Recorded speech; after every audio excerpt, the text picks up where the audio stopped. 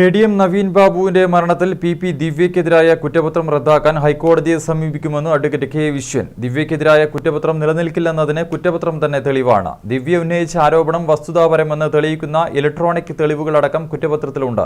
തെറ്റുപറ്റിയെന്നും തെളിവ് ദിവ്യയുടെ പക്കൽ ഉണ്ടെന്നാണ് തോന്നുന്നതെന്നും നവീൻ ബാബു പറഞ്ഞതായി കളക്ടറുടെ മൊഴിയിലുണ്ടെന്നും അഡ്വക്കേറ്റ് കെ വിശ്വൻ കണ്ണൂരിൽ മാധ്യമങ്ങളോട് പറഞ്ഞു. മുൻ കണ്ണൂർ ADM നവീൻ ബാബുവിന്റെ ആത്മഹത്യയുമായി ബന്ധപ്പെട്ട് PP ദിവ്യ ഉന്നയിച്ച ആരോപണങ്ങളെ സാധൂകരിക്കുന്ന തെളിവുകളാണ് പോലീസിന്റെ കുറ്റപത്രത്തിലുള്ളതെന്ന് ദിവ്യയുടെ അഭിഭാഷകൻ അഡ്വക്കേറ്റ് കെ വിശ്വൻ പറഞ്ഞു. നവീൻ ബാബു തെറ്റുപറ്റിയെന്നും അത് സാധൂകരിക്കുന്ന തെളിവുകൾ ദിവ്യയുടെ കൈവശമുണ്ടെന്നാണ് തോന്നുന്നതെന്നും പറഞ്ഞതായി കളക്ടറുടെ മൊഴിയിലുണ്ട്.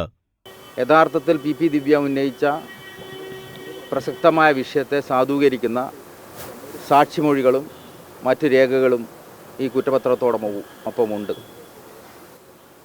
ഉന്നയിച്ച ആരോപണം വസ്തുതാപരമായിരുന്നുവെന്ന് കാണുന്നതിനുള്ള ഒട്ടനവധി ഇലക്ട്രോണിക് തെളിവുകളടക്കം കുറ്റപത്രത്തിൻ്റെ ഭാഗമായിട്ടുണ്ട് എന്നുള്ളതാണ് സൂചിപ്പിക്കാനുള്ളത്.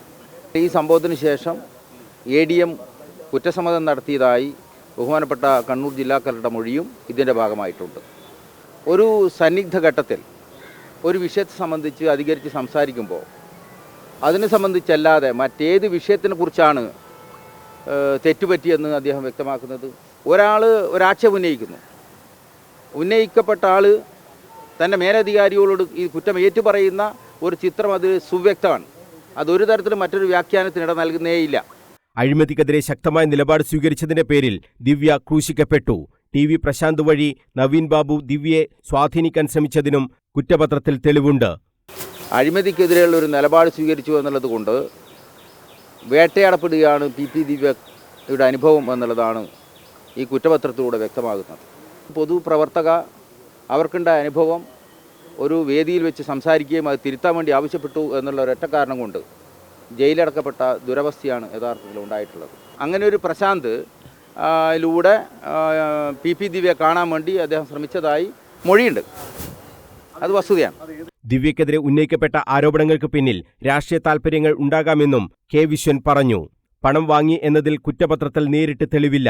എന്നാൽ അതിന് അനുകൂലമായ സാഹചര്യങ്ങൾ ഉണ്ടായതായി കുറ്റപത്രത്തിലുണ്ട്. സാക്ഷിമൊഴികളും സാഹചര്യ തെളിവുകളും നവീൻ ബാബു കൈക്കൂലി വാങ്ങി എന്നത് സ്ഥിരീകരിക്കുന്നതാണെന്നും അഡ്വക്കേറ്റ് കെ വിശ്വൻ പറഞ്ഞു. കുറ്റപത്രം റദ്ദാക്കണമെന്നാവശ്യപ്പെട്ട് ഹൈക്കോടതിയെ സമീപിക്കുമെന്നും കെ വിശ്വൻ അറിയിച്ചു. കുറ്റപത്രം യഥാർത്ഥം ഞങ്ങൾ നിരപരാധികളാണ്. ഇത് കുറ്റപത്രം കൊടുക്കേണ്ടതില്ല. യാതൊരു തരത്തിലുള്ള നിയമപരമായി നിലനിൽക്കാത്ത കുറ്റപത്രമാണ്. അതുകൊണ്ടാണ് ഇത് സംബന്ധിച്ച് നമ്മൾ നിയമപരമായ പോരാട്ടം ആരംഭിക്കും. തീർച്ചയായും ആരംഭിക്കും. നിലവിൽ കണ്ണൂർ 1ാം ക്ലാസ് മജിസ്ട്രേറ്റ് കോടതിയിലാണ് കേസുള്ളത്. ഇത് തുടർ നടപടികൾക്കായി ജില്ലാ സെഷൻസ് കോടതിയിലേക്ക് മാറ്റും. ശനിയാഴ്ച ഈ വിഷയം കോടതി പരിഗണിച്ചിരുന്നു. കേസിലെ ഏകപ്രതിയായ PP ദിവ്യയും കോടതിയിൽ ഹാജരായി.